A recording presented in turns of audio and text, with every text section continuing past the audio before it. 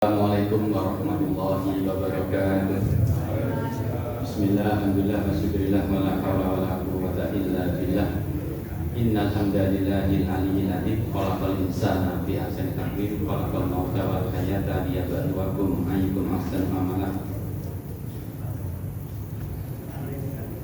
A'udzu billahi minasyaitonir rajim.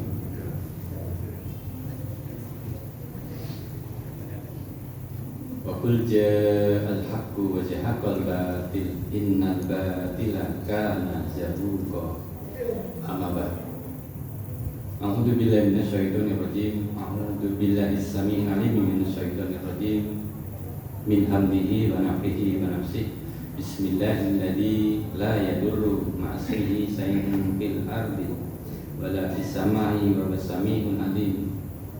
U'idzuka bi kalimatillahi tammah min syarri ma khalaq. Bismillahilladzi U'idzuka bi kalimatillahi tammah min syarri ma khalaq wa min kulli ainin lam wa min kulli syaitani wa hama wa min kulli ainin lam. Allahumma anta rabbi la ilaha illa anta khalaqtani wa ana abduka wa ana abdika wa abdika mastata'tu. Abu'u laka bi ni'matika alayya wa abu'u bi dhanbi faghfirli fa innahu la yaghfiru dzunuba illa anta. Allahumma inni a'udzubika minal hammi wal hazani wal ajzi wal kasali wal jubni wal bukhli wa dhalabati dani wa faqri rijal. Ritual-ritual yang afdal dibaca pada saat subuh dan maghrib sebagai upaya perlindungan diri kepada Allah. Disebut juga dzikir pagi petang, disebut juga al-mahsyurah. Intinya perlindungan kepada Allah dari keburukan tabiat makhluk-makhluknya Allah, baik dari bangsa manusia yang hasad maupun dari bangsa jin yang hasad, sihir, ain, maupun dari kejahatan binatang, baik binatang yang lembut maupun binatang yang buas. Ini ada doa-doanya. Jadi kalau ada saudara kita kena denda, pada dasarnya dia punya andil kesalahan, karena bisa jadi dia sedang tidak dalam perlindungan Allah. Orang yang selalu minta perlindungan kepada Allah, membaca ta'awudz, berzikir, membaca kalimat-kalimat thayyibah, membaca sholawat, tidak mungkin terpedaya oleh sihir.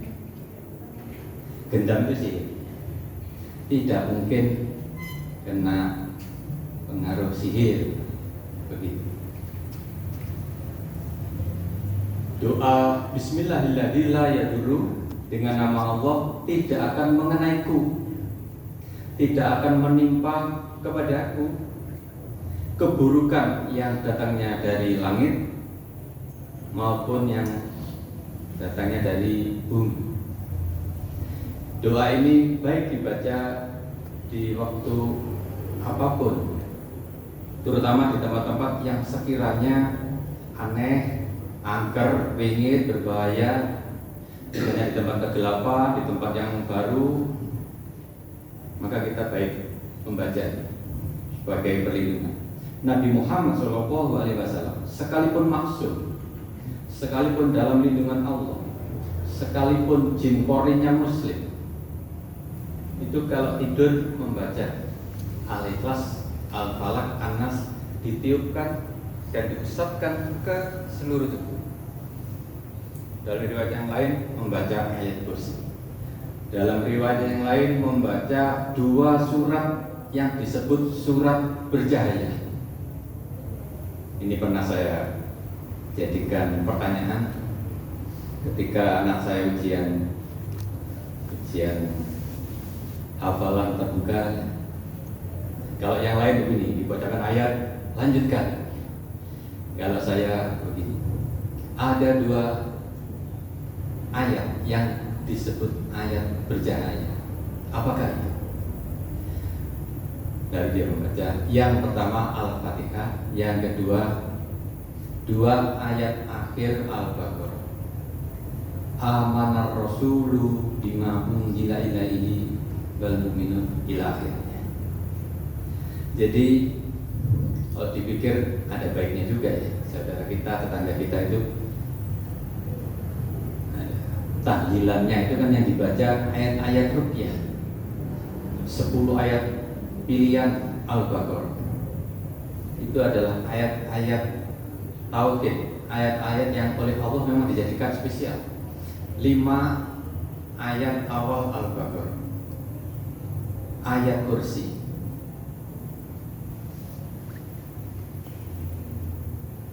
dua ayat akhir. Berapa ya? 5 ayat Al-Baqarah, kemudian ayat kursi, 3 ayat akhir. Masih kurang. Berarti ditambah ayat 163. Wa ilahukum ilahu wahid, la ilaha illa huwar rahmanur rahim. Tuhanmu adalah Tuhan yang Maha Pengasih, Maha Penyayang. Wa ilahukum ilahu wahid, sesungguhnya Tuhanmu adalah Tuhan yang satu, Tuhan yang Maha Pengasih, Maha Penyayang. Jadi sudah jaminan bahwa Al-Quran adalah Huda, petunjuk, rahmat, sifat. Karena saya bergelut dalam bidang kesehatan, sebagaimana Dr. Hamid, bidang kesehatan, jadi kita fokuskan pada bidang-bidang kesehatan. Apa ayat-ayat, hadis-hadis yang berhubungan dengan kesehatan. Di Al-Quran ada 6 ayat yang menggunakan kata sifat, yaitu kesehatan. Terkait dengan sifat, jadi ada 2 ayat, ada 2 istilah di dalam Al-Quran yang bermakna penyakit. Yang pertama daun, itu penyakit fisik, penyakit ringan. Ngeluh, panu, kadas, urak, goreng, kemudian TBC, penyakit fisik, itu disebut daun. Obatnya namanya dawaun. Obatnya misalnya vitamin A, vitamin B, antibiotika.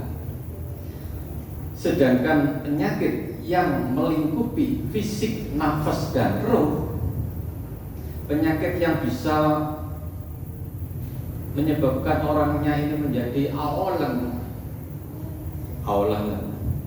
pelengan, atasnya pelengan. Yang dia bukan gini, ya apa ya aku mati, ya apa ya aku kena. Terus di sembarang terus pokoknya iso waras gitu. Ya apa pokoknya iso waras. Ini pakai anu loh, pakai sarah-sarah. Gak apa-apa wis pokok waras. Penyakit seperti ini namanya bahasa Inggrisnya aolan. Kira-kira ya oleh. Nah, seperti inilah bahayanya kesyirikan.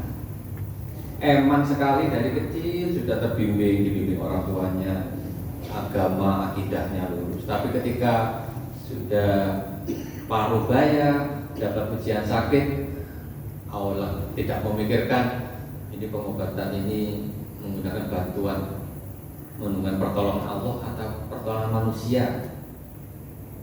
Dan manusia yang ada kodamnya. Tapi kalau pengobatan itu jelas, ada contoh dari Nabi, boleh. Misalnya kan dokter Nabi Muhammad itu satu ketika ada sahabat datang, dada saya sakit, lalu Nabi memegang dadanya.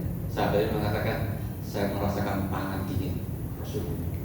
Lalu Nabi mengatakan, datanglah kamu ke Abu Qatadah. Dalam catatannya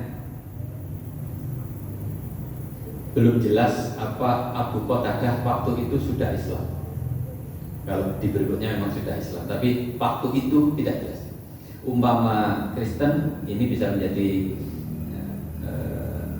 hujah bahwa berobat ke orang beda agama boleh.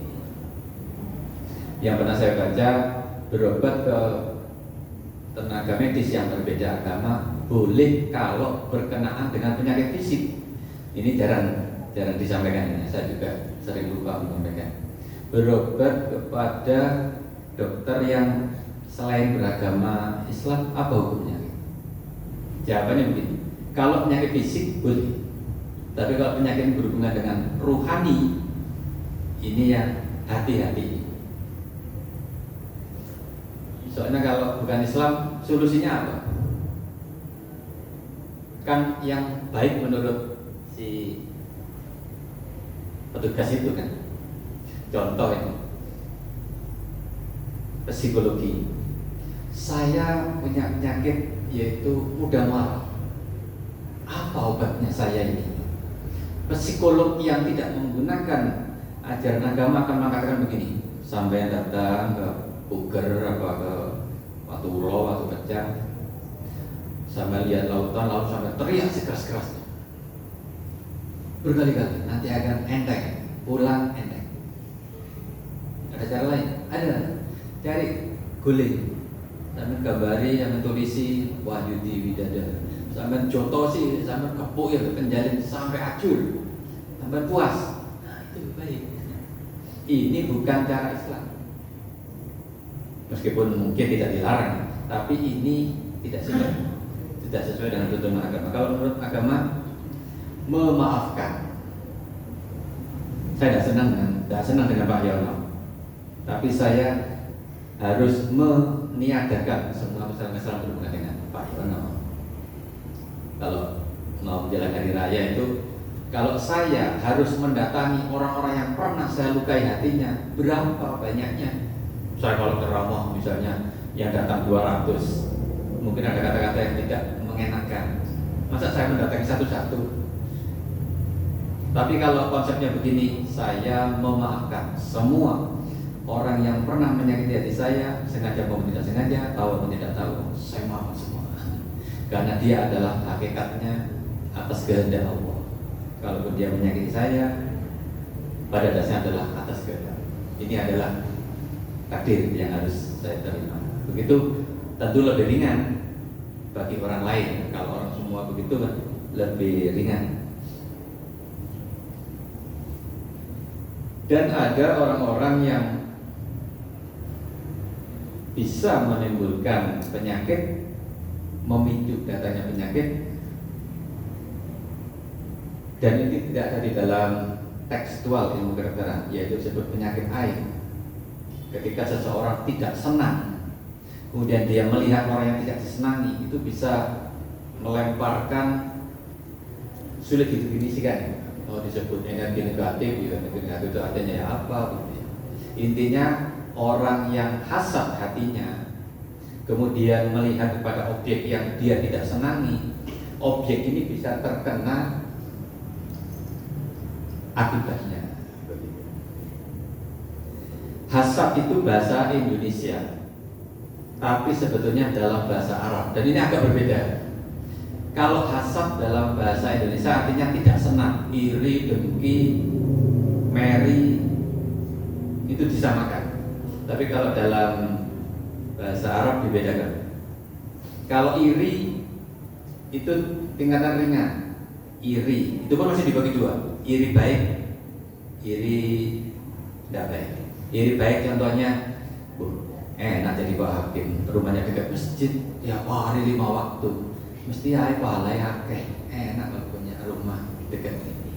Kayak Pak Hakim ini sedekahnya juga tidak pernah putus tiap bulan. Iri ya. Pak Andi Sotik, ya enak jadi Pak Andi Sotik. Tiap subuh sudah ada di alim, melayani orang-orang. Pahalanya itu iri yang baik. Namanya hiptok. Tapi ini cara dipakai. Hiptok itu iri yang baik. Seperti saya iri pada Pak Dr. Hamid, sudah usia sekian, tapi masih kuat berjalan. Datang ke Al-Ikhwan, datang ke Al-Mutakin. Padahal yang didengarkan sebetulnya sudah sering didengarkan oleh Pak Hamid, tapi berada di dalam majelis ini itu sesuatu yang luar biasa. Nah, beliau mengistiqomah begitu. Wah, iri kita. Saudara-saudara kita yang lain umur 70 aja sudah masuk masjid.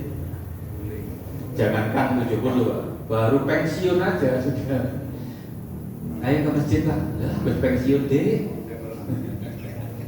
Kayak pensiun itu gak apa-apa.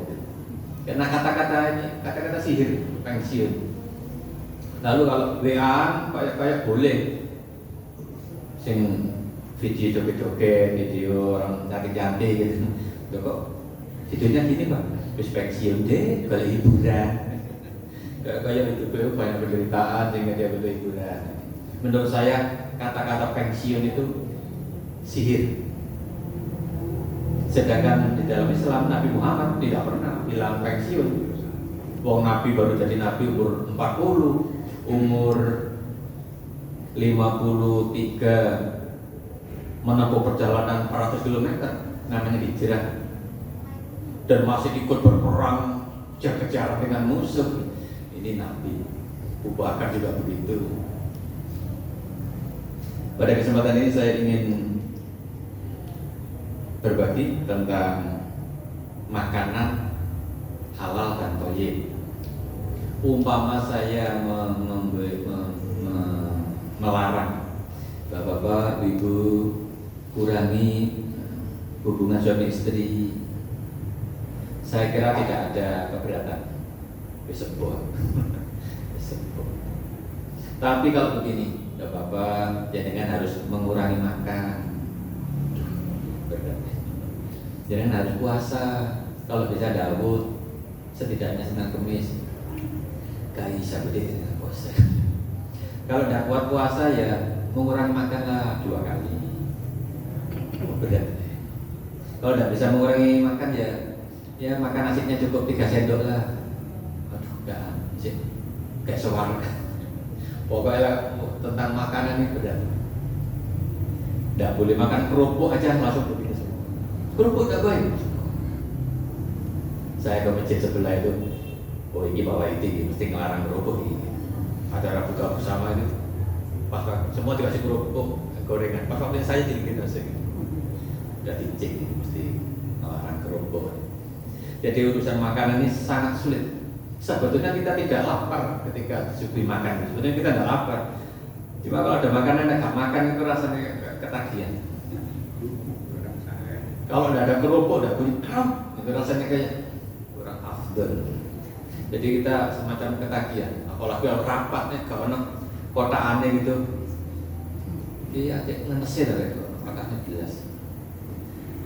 Teman-teman saya yang menjabat, misalnya dekan atau wakil dekan atau rektor, wakil rektor itu di mejanya sudah dapat konsumsi. Nanti rapat dapat konsumsi, buka acara dapat konsumsi. Kesehatannya gini dimakan tuh. Ya enggak kuat. Saya juga pulang di rumah, suami juga bawa juga dari pintu. Akhirnya ya disedekahkan. Dan saya baru tahu seumur hidup ada satu orang yang resepsi masuk salim ke mantennya dan mengucapkan barakallahu laka wa baraka alaika wa jama'a fi khair. Terus duduk sama omongan dengan kami, terus beliau minum. Setelah itu kami ikut pulang. Pak, jangan saya lihat belum dah. Enggak, saya tidak makan. Kenapa tidak makan? Kan haknya tamu. Saya sudah makan di rumah. Nek saya, aku bobo 1 seket. Hemat sate ini. Bahkan meskipun sering-sering pilek berdikit ini kayak tonton es krim ya, godaan maut ini es krim itu ya. Kurang sempurna. Pokoknya ada menu yang ada itu kayaknya kita sudah mau beli. Ada 7 macam. Dan es krim ini adalah makanan yang tanda petik sangat buruk. Pertama, dinginnya ekstrim, lebih dingin dari es. Yang kedua, gulanya juga terlalu tinggi, sangat tinggi kalorinya. Dan berkeliaran isu bahwa di dalam es krim juga ada campuran yang mengandung babi, tapi ini belum bisa dibuktikan. Tapi kita sudah patut waspada. Mayonnaise itu juga ada isu, ada mayonnaise. Mayonnaise itu kan nama, bukan produk ya, bukan merek. Mayonnaise yang dari babi. Tapi tidak sebut yang mana. Tapi ini sudah cukup berhati-hati kalau sekiranya mau beli yang lain aja. Mayonnaise itu kan bumbunya salad. Salad ialah rujak Inggris. Rujak Inggris. Lebih bagus kita sebetulnya. Ada dodol, kates. Tapi gak makan salad kurang keren. Petis putih itu yang disebut dengan mayonnaise. Dan es krim ini suhunya sekitar 0 bahkan bisa min. Dan itu sangat tidak baik untuk organ-organ imunitas dalam tubuh kita, terutama yang ada di depan ini, Pak. Ini namanya tonsil yang dalam. Kalau kita buka mulut ada hitam-hitam merah-merah dua, itu namanya tonsil. Bahasa Belandanya amandel. Amandel itu baru nama organ. Nah, kalau nama latinnya tonsil, kalau radang ya tonsilitis. Kalau terus saja makan es, membesar sampai buat nelan susah. Akhirnya kalau ke rumah sakit harus dipotong. Begitu. Ya emang kalau dipotong karena adalah pemberian dari Allah. Kalau mau bersabar, sebetulnya bisa diturunkan. Ada cara antisipasi kalau belum terlambat. Jadi ini kalau kuku dihidupkan begini, pojokannya kuku ini bisa ditusuk sampai keluar darah, yang kanan maupun yang kiri. Ini berubah kanan kiri. Ditusuk dengan jarum, misalnya kalau jarum tes darah itu, cedik, berkeluar darah, terus ini diurut begini, 1, 2, 3. Mas Adi berapa umurnya? 47. 46, 47. Saya kiri juga. Pak Andi Satik 72. Gitu Pak. Secara empiris, secara pengalaman, ini banyak yang sembuh. Daripada kita berdebat, nggak masuk akal. Mendingan dicoba aja untuk yang menderita amandel, yang sering batuk, yang sering pilek, yang lendirnya banyak tuh, coba dilukai, misalnya dikeluarkan, urutannya sebanyak umur. Pak Kiri dan Pak Kiri. Rahasia. 29.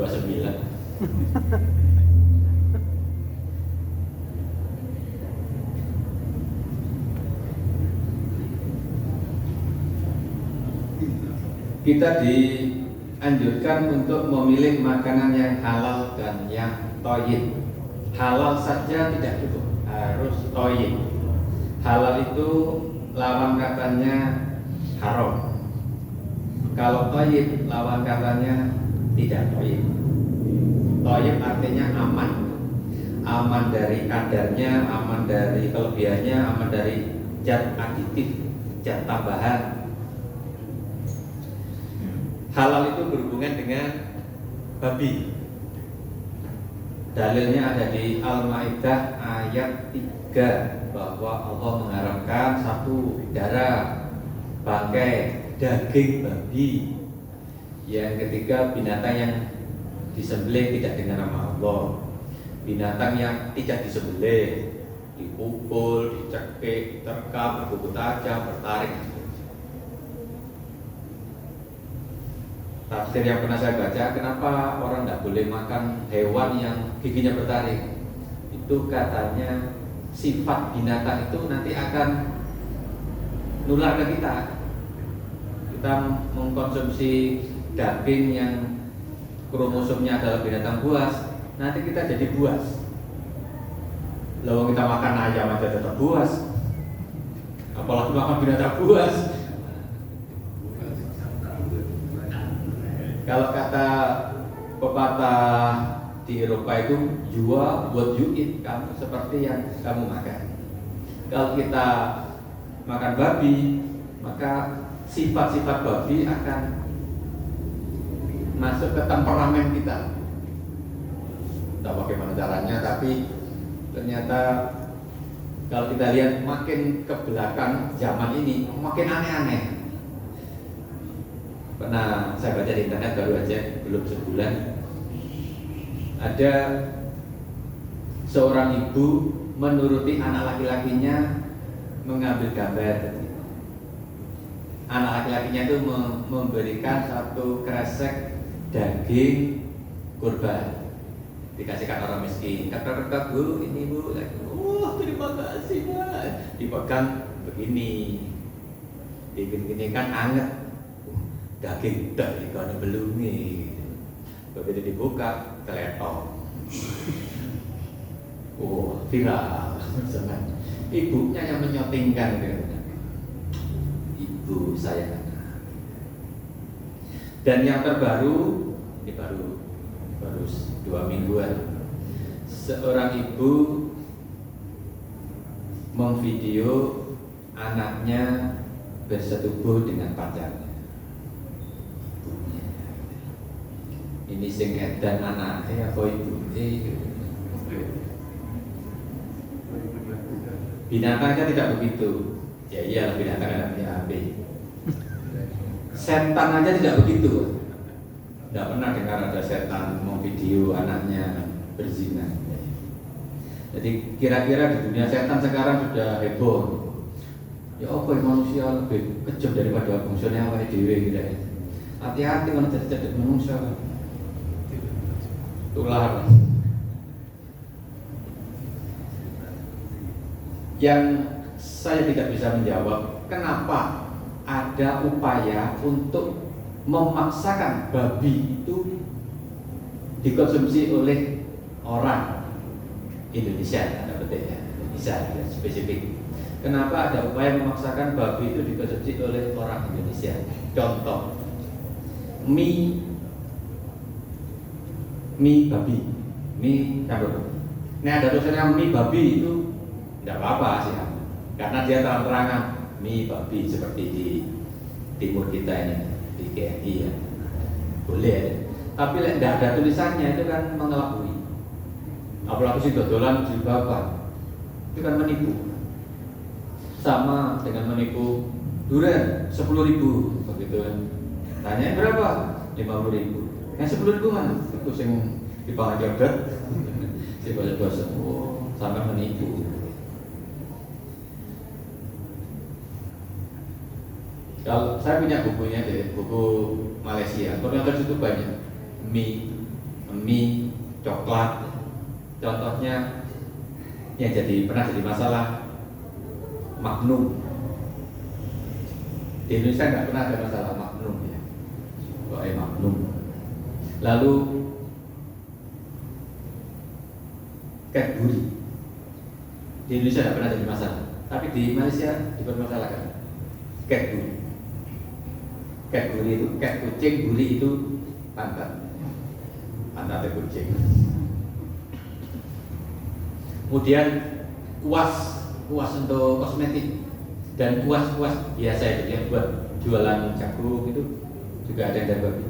Untuk mengetes, ambil bulu kuas dibakar. Kalau ada bau rambut gosong, babi. Kalau bau plastik, oh ya plastik. Gampang itu aja, nggak usah cover. Kemudian itu coklat, kemudian begitu juga produk-produk yang kosmetik, tas, sepatu, jaket itu juga ada babi. Pertanyaannya kenapa ya? Dosen saya ahli dalam laboratorium, profesor sekarang. Beliau menceritakan begini, dia orang Hindu. Kalau dua substrat itu benda zat dicampurkan A ditambah B, kemudian pelarutnya adalah bukan babi, maka nanti jumlahnya berkurang karena ada bagian yang membentuk senyawa baru sehingga mengurangi jumlahnya, tidak pas. Tapi kalau dengan babi sempurna. Jadi dalam bidang laboratorium babi itu bagus banget. Saya punya saudara yang jualan mie, terus saya tanya, maaf ya mas ya, mie yang di sana itu rasanya kok enak? Bukan berarti punya sampai tidak enak, tapi yang di sana itu enak. Ini loh mas, mie yang enak mana itu patut dicurigai.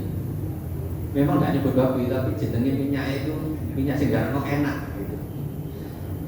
Mie yang menyebabkan enak.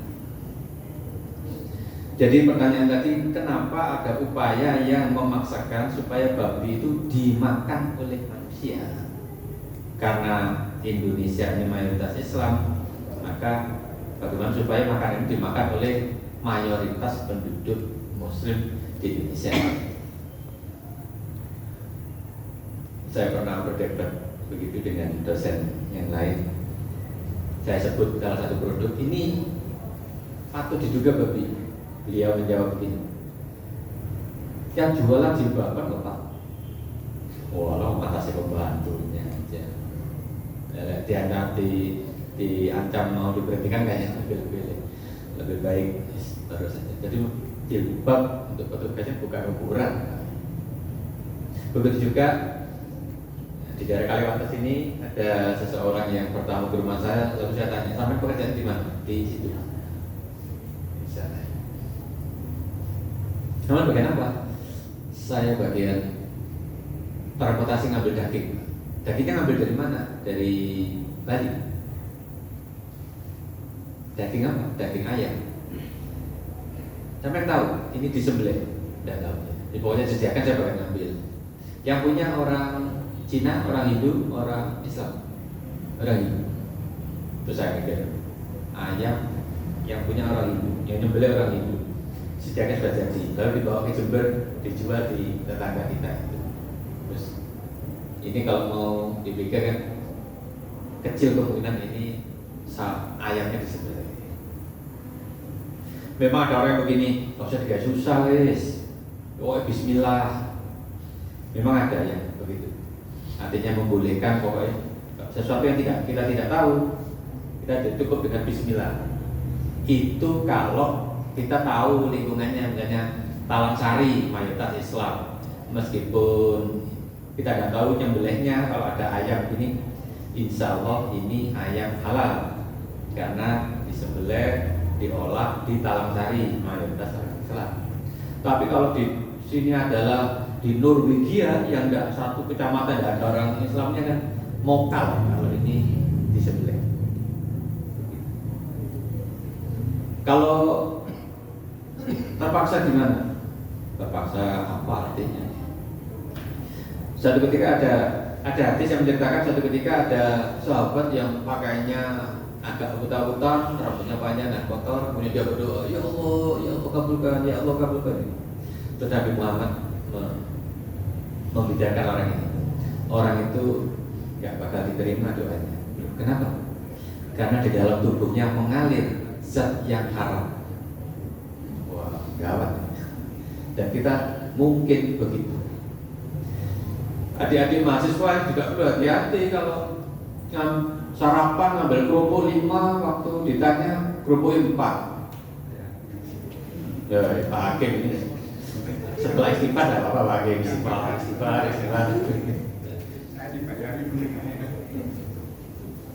Waktu ngambil 5, begitu waktu bayar, kikuk susunya angel gitu. Apa-apa tadi gendep. Bagaimana kalau sudah kadung, kita bisa membersihkan diri dengan mengeluarkan kafarot, mengeluarkan sedekah. Ya Allah, kalau saya pernah tidak sengaja, tidak tahu karena ketidaktahuan saya pernah mengkonsumsi makanan yang haram, maka sebagai kafarot saya sedekahkan ke SD Hamka, gitu boleh. Ummul Mukminin Aisyah radhiyallahu anha itu pernah di dalam rumahnya, kemudian tiba-tiba menjenguk ada ular. Setelah dipukul des mati. Malamnya bermimpi, didatangi oleh seseorang yang dengan wajah sedih mengatakan, kenapa engkau membunuh suamiku? Aisyah menjawab dalam mimpi, aku tidak membunuh siapa-siapa.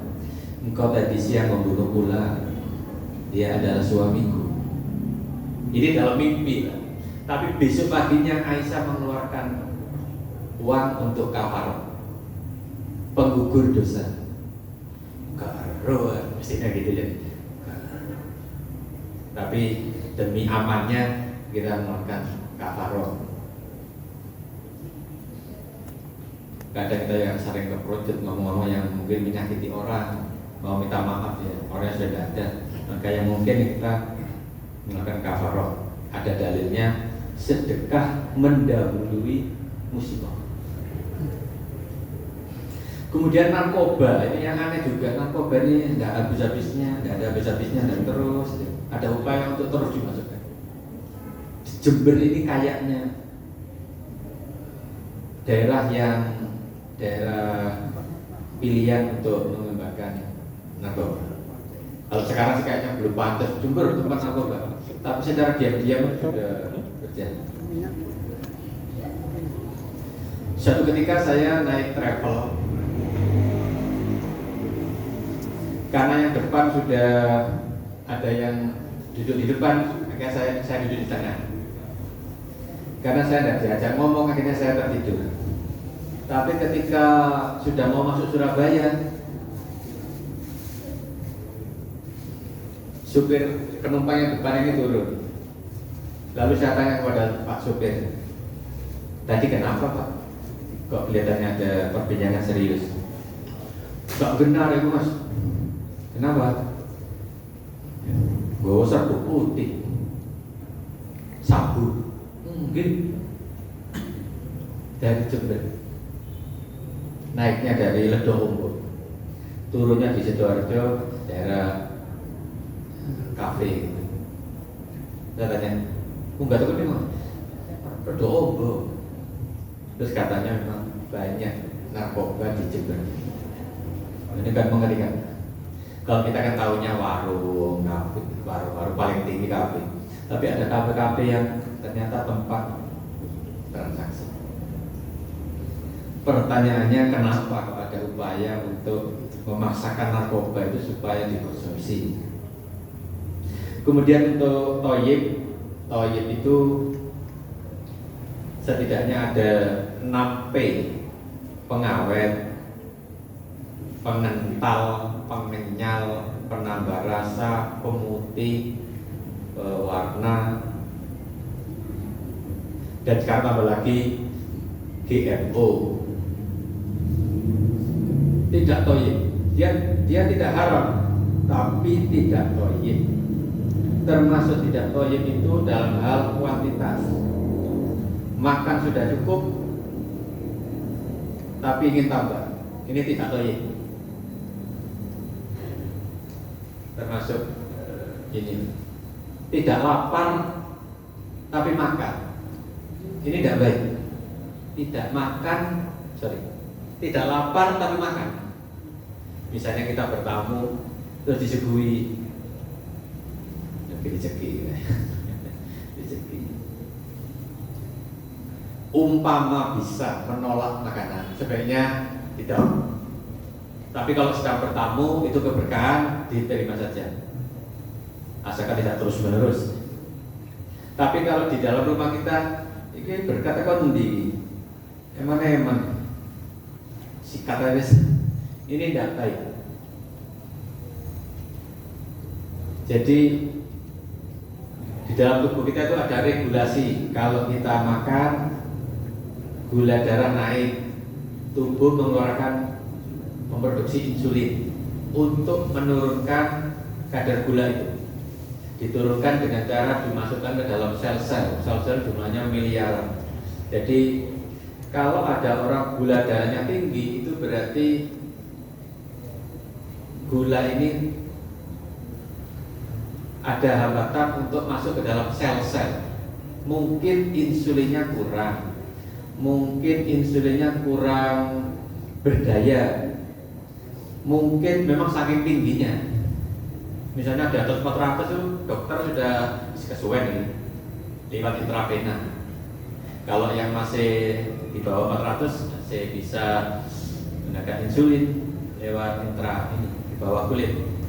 Tapi kalau sudah di atas 400 itu ini harus cepat. Ini bahaya. Jadi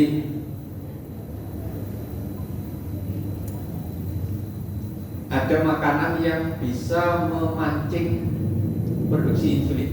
Ini namanya indeks glikemik. Indeks glikemik artinya kemampuan tubuh memproduksi insulin sebagai respon dari makanan yang dikonsumsi.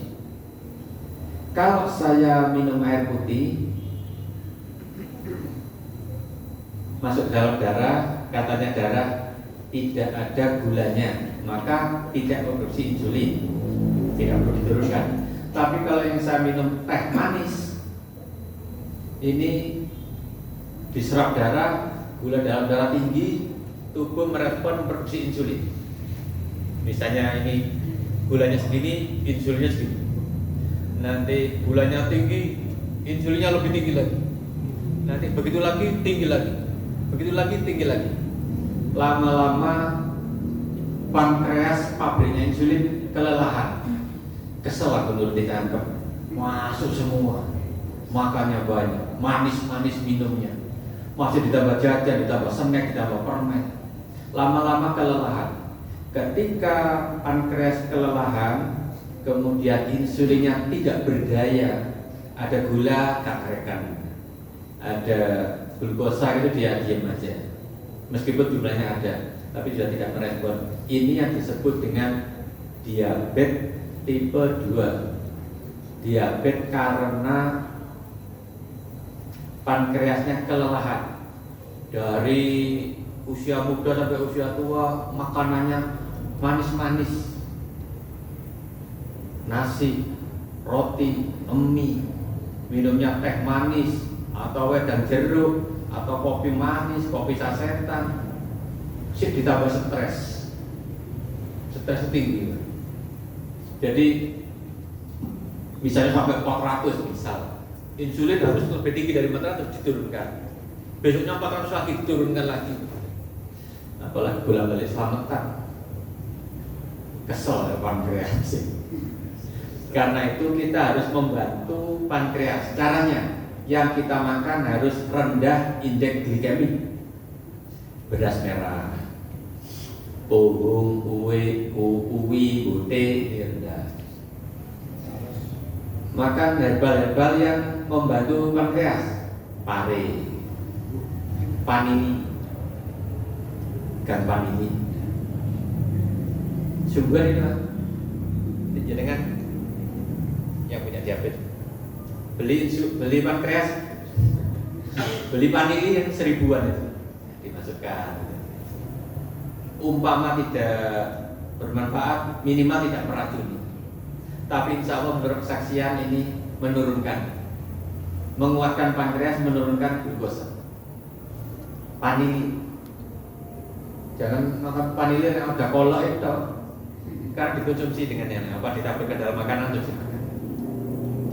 Karena panili inilah Belanda tega-teganya menjajah Indonesia, mendirikan organisasi namanya VOC, Vereniging of Nabo, VOC.